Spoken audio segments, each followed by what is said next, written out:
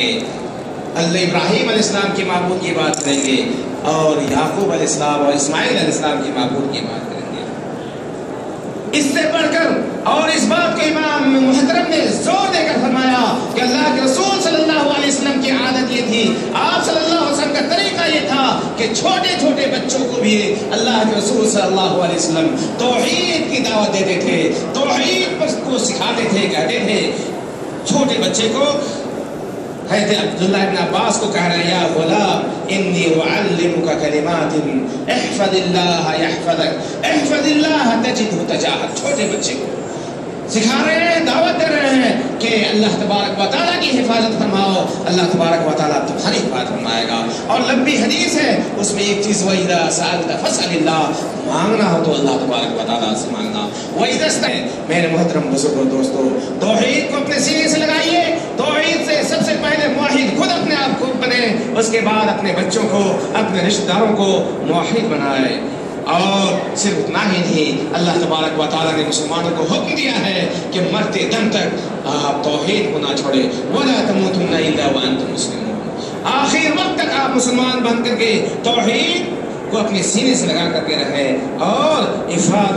اگر کوئی توحید کو اپناتا ہے، ایک اللہ کی عبادت کرتا ہے، اسی سے مانگتا ہے، اسی کے سامنے جھکتا ہے، اسی کے لیے رکوع سجود کرتا ہے، اسی کی بندگی کرتا ہے، تو اللہ تبارک و تعالیٰ اس موحد کو اسی دنیا کے اندر مطمئن کر دیتا ہے، اس کا دل مطمئن ہو جاتا ہے اور امن امان کے ساتھ رہتا ہے، خوش رہتا ہے، کیونکہ وہ اللہ تبارک و تعالیٰ کے علاوہ کسی اور کی عبادت و بندگی نہیں کرتا، کسی نبی کی بندگی نہیں کرتا، کسی ولی کی بندگی نہیں کرتا، صرف اور صرف اللہ تبارک و تعالیٰ کی بندگی کرتا۔ یونس علیہ السلام نے جو دعا کی تھی، ظلمات کے اندر، تاریکی کے اندر لا الہ الا اللہ کہا تھا، ایک اللہ تبارک و تعالیٰ کو پکارا تھا۔ میرے محترم بزرگوں دوستو، توحید ہی کے ذریعے آج مسلمان، چاہے مشرق اور مغرب اور شمال اور جنوب، ہر پوری دنیا کے مسلمان اسی توحید پر جمع ہو سکتے ہیں، اسی کتاب اللہ اور سنت رسول اللہ پر جمع ہو سکتے ہیں۔ کلمہ توحید کے بارے میں اللہ تبارک و تعالیٰ نے فرمایا اصلها فی السماء وفرعها فی السفل، اصلها ثابت وفرعها فی السماء۔ اس کی اصل جو ہے کلمہ توحید یہ سب سے افضل شعبہ ہے، سب سے افضل چیز ہے،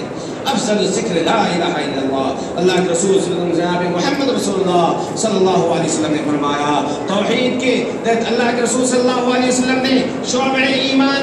ایمان کے خصال کا ذکر کرتے ہوئے فرمایا فافضلها قول لا الہ الا اللہ، اور یہی لا الہ الا اللہ ہے جو میزان میں جب آپ کا وزن ہوگا، آپ کے اعمال کا وزن ہوگا قیامت کے دن، وَنَضَعُ مَوَازِينَ الْقِسْطِ لِيَوْمِ الْقِيَامَةِ، اس وقت کیا ہوگا آپ کا یہ توحید، یہ لا الہ الا اللہ کیا ہوگا؟ اثقل شیء فی المیزان، اس سے بڑھ کر، اس سے بھاری کوئی چیز میزان کے اندر نہیں ہوگا۔ اور آپ کو معلوم ہے کہ ایک آخری بندہ آئے گا، اس کے پاس کوئی نیکی نہیں ہوگی، بلکہ اس کے پاس اس کے گناہوں کے انبار لگے ہوں گے، سجلات ہوں گے، ما مد بہ بصرہ، جہاں تک وہ دیکھے گا اس کا گناہ ہی گناہ ہوگا۔ اللہ تبارک و تعالیٰ اس بندے سے کہے گا کہ کیا تمہارے پاس جو اتنے گناہوں کے ڈھیر لگے ہوئے ہیں، میرے بندے بتاؤ تمہارے ساتھ میرے فرشتوں نے، میرے کتابوں کے میرے لکھنے والوں فرشتوں نے تمہارے ساتھ کوئی ظلم کیا ہے؟ وہ بندہ کہے گا نہیں اللہ، میں تیرے فرشتوں نے کوئی ظلم نہیں کیا، میں ہی دنیا کے اندر غلطی کرتا تھا، اسی کی وجہ سے تیرے فرشتوں نے لکھا ہے۔ اللہ تبارک و تعالیٰ اپنے بندے سے کہے گا تمہارے پاس کوئی عذر ہے، تمہارے پاس کوئی ایسی چیز ہے جو ہمارے سامنے پیش کر سکو؟ کہے گا بندہ اللہ تبارک و تعالیٰ میرے پاس کوئی چیز نہیں ہے، میرے پاس کوئی چیز نہیں ہے۔ اللہ تبارک و تعالیٰ فرمائے گا نہیں میرا بندہ، تمہارے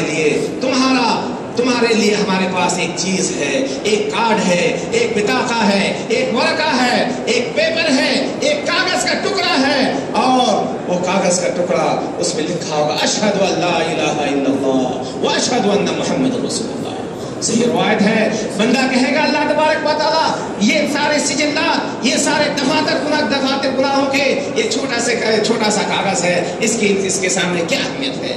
اللہ تبارک و تعالیٰ کہے گا کہ بندہ جاؤ فلاں جگہ، تمہارے اعمال تولے جائیں گے، تمہارے اعمال میزان میں ترازو میں پیش کیے جائیں گے، جاؤ وہاں پہ حاضر ہونا۔